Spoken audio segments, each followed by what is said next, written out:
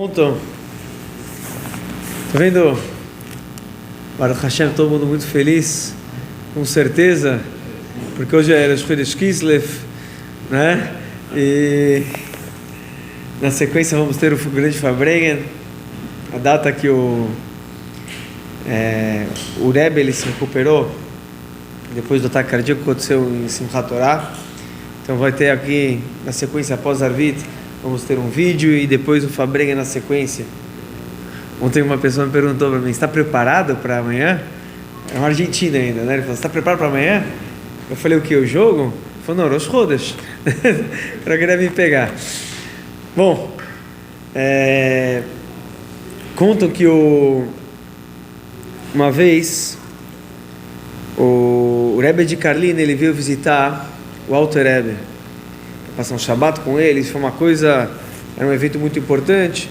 Geralmente tinha uma senhora que cozinhava na casa do Alter Rebbe, que fazia as coisas, mas como estava vindo, então o evento, o grande Rebbe de Karlin veio, e o Alter Rebbe também ia ser uma grande refeição, todo mundo queria participar na preparação da comida. A esposa do Alter Rebbe, algumas outras esposas de vários Hassidim, todo mundo queria preparar desse evento, ajudar na cozinha e tudo.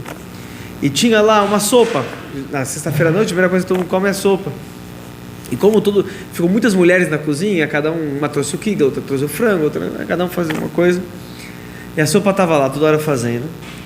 Só que todo mundo achou, talvez está faltando um pouco de sal, né?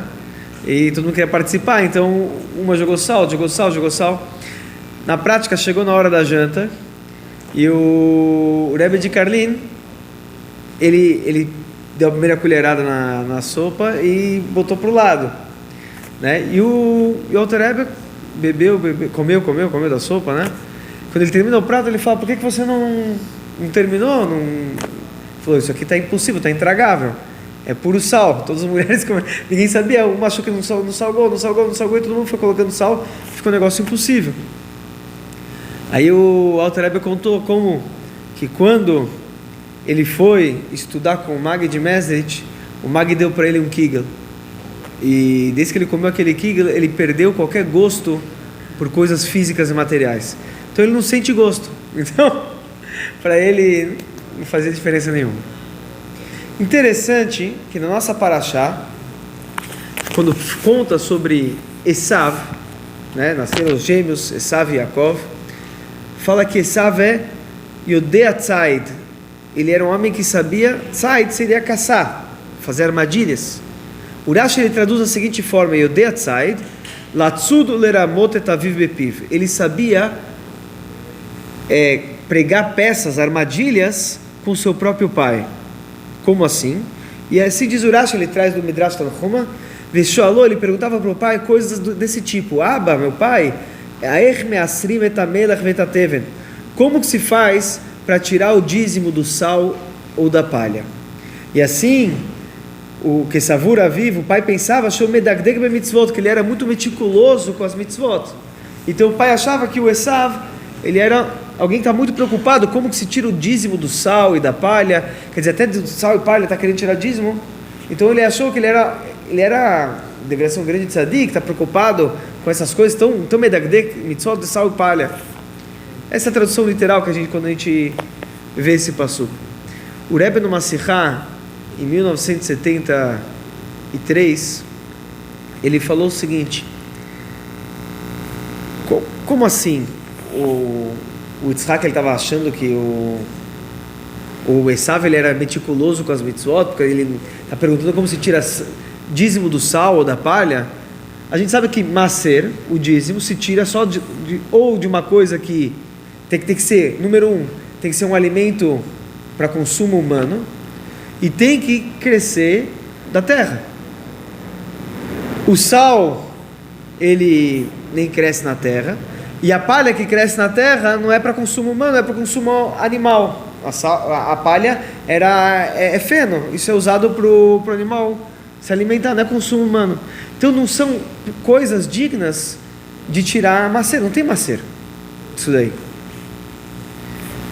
E se você quer questionar, eu vou falar, então você poderia explicar que na verdade o Esav, apesar que não tem obrigação de tirar macer, não tem obrigação de tirar macer nem da palha nem do sal, mas a gente vê que Avram Avinu, por exemplo, está escrito quando ele se encontrou com o Malkitzedek, Melech Shalem, depois da guerra que ele venceu dos 4 reis, está escrito que ele deu macer mikol, ele deu dízimo de tudo, quer dizer, de tudo, de todas as posses que ele tinha.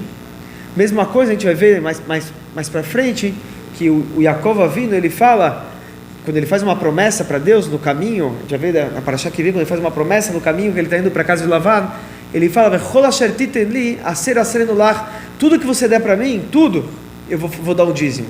Não é só daquilo que tem obrigação de dar dízimo, eu dou o dízimo de tudo que eu tiver. Inclusive o Tosfot, ele fala na Gemara sobre o macer que a gente dá hoje em dia. Porque hoje em dia a pessoa é um comerciante, a pessoa ou tem um salário fixo, né? Esse macer está escrito, né? Acer te acer et kol tvoat zarecha, né? Você deve tirar o dízimo, acer te acer, você vai tirar o dízimo, et kol tvoat zaracha yotze shana shana. Tudo que cresce no seu campo, ano a ano. Explica o Tosfot, a gente sabe na Gemara que acer shetit asher, está escrito acer te acer, né? É meio que repetitivo, dízimo, né? Dízimo você vai tirar o dízimo. Então a Gemara fala, se você tirar o dízimo, 1/10, shetit asher, você vai ficar... Deus fala, pode me testar com isso, que a pessoa vai, tirando o dízimo, dando tzedakah, a pessoa vai enriquecer, não vai perder com isso. O Tosfot pergunta, isso vale somente para tvoat zarech, só para aquilo que cresce no campo, ou também para um salário, ou também para o comerciante? Coisas como hoje em dia a maioria das pessoas no mundo moderno não vivem somente daquilo que produz no campo. E diz o Tosfot, está escrito kol, esse kol vem para incluir todo tipo de... Kol vem para incluir todo tipo de forma como a pessoa ganha o seu dinheiro, o seu sustento.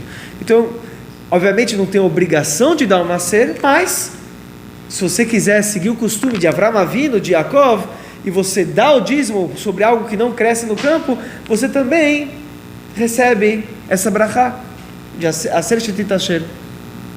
Então, poderíamos falar, Esav, neto de Avram Avinu, ele está querendo seguir o costume de seu avô, a mesma coisa que Yaakov, o seu irmão, vai falar, que ele está querendo tirar o dízimo de tudo.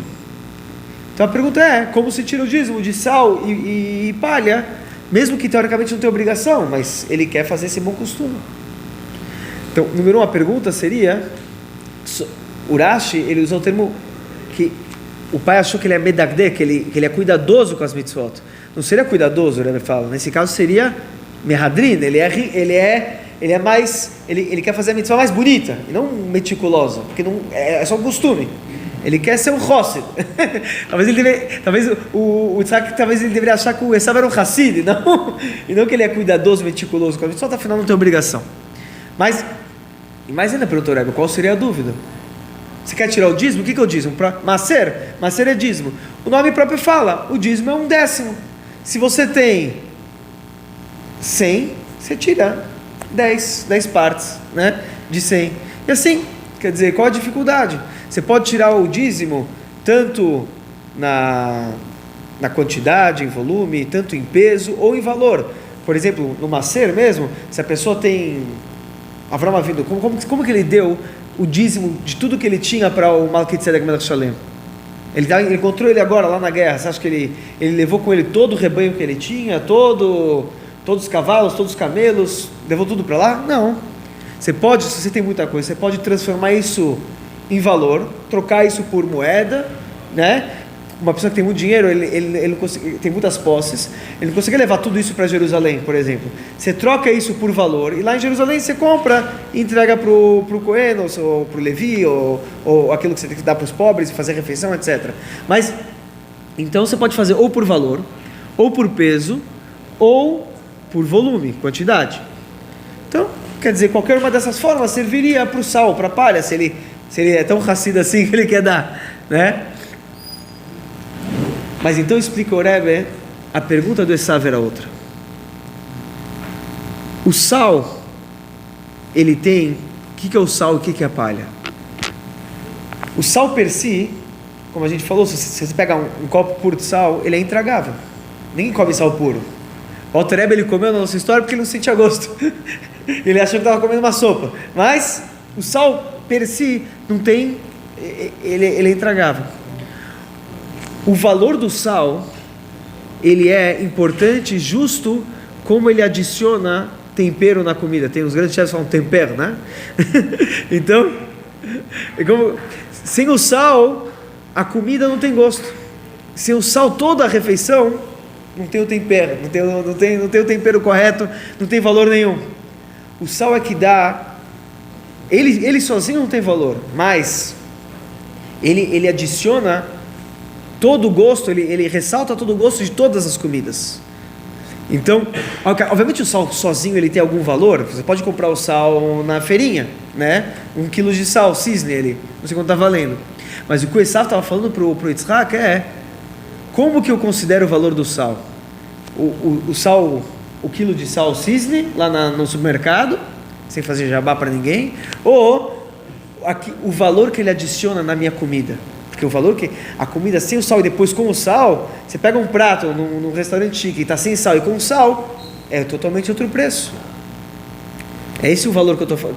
É esse o valor, porque obviamente ele não está. Ele está falando no macer que eu vou dar, trocando por valor, pegando tudo que eu tenho, mas posso ter um valor. Como que eu considero o valor do sal? Só considero o valor do sal somente o quilo dele, ou o valor daquilo que ele adiciona sobre a comida? E a mesma coisa sobre a palha.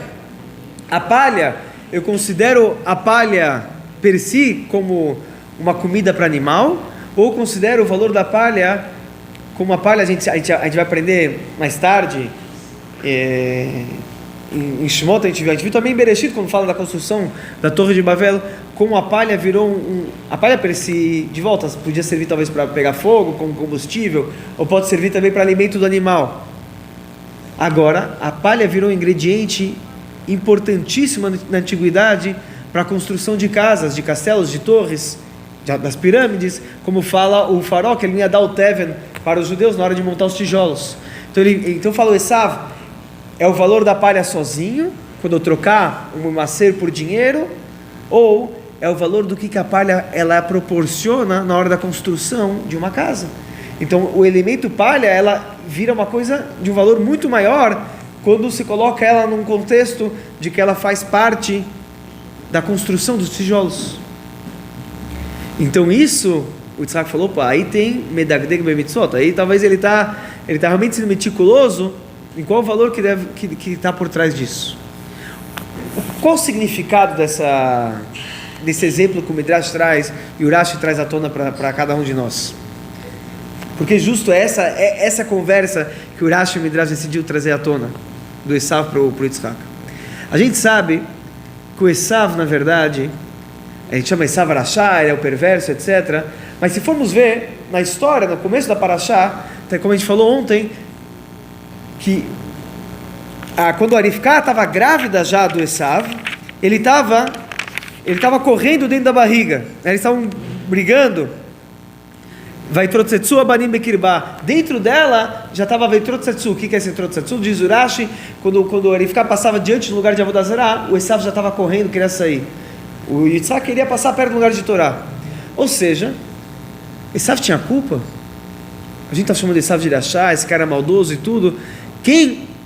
Será que ele tinha livre-arbítrio enquanto ele ainda era um feto na barriga da mãe? Isso foi algo que ele recebeu literalmente de Deus, pela sua natureza. Como podemos culpar Esav por tudo isso? Então, explicam nossos sábios, na verdade, o Esav, realmente, ele, assim, o Rambam, ele fala que tem dois tipos de pessoa. Tem uma pessoa que ele nasce, o Tânia fala bastante sobre isso, ele já nasce com o espírito, já uma alma, e já tem natureza de tzadik, né, deseja coisas de tzadik, ele tem um Yetzirah mais tranquilo. E tem aquele que nasce, mas que o objetivo da vida dele é kovesh et yitzro, é de dominar o seu Yetzirah. Então o Esav, ele nasceu com o objetivo de ser Baal Teshuvah, de dominar o seu Yetzirah. Porém, e Yitzhak sabia o valor disso. Quando Yitzhak fala que ele quer dar uma brachá para Esav, ele fala: eu quero matamim kasher afti, eu quero que você me dê matamim. O que são matamim? eu quero que você me dê dois tipos de comida, fala o Alter Rebbe no Tânia, que tem a comida doce, que é bom, todo mundo sabe, e tem aquela comida amarga, salgada, mas feita por um bom chefe, fica melhor ainda do que a doce. Então ele falou, aquilo que ele esperava do Esav é esse amargo, esse salgado. Todo mundo chamava o Esav do cara amargo, o cara salgado. Todo mundo falava que ele era que nem um animal, que é a palha, que é comida de animal. Yitzhak falou, não, eu quero que você domine tudo isso daí, e daí vai sair a comida mais gostosa que tem no mundo. Então, o Esav estava falando, ele sabia que o Yitzhak ele gostava desse assunto de você dominar o instinto animalesco, você dominar o salgado e fazer disso uma comida melhor, quer dizer, você dominar seus instintos. Mas falou o Esav, eu quero dar macer disso. O que quer dizer que eu quero dar macer disso? Eu quero falar que isso mesmo, a própria luta é santa.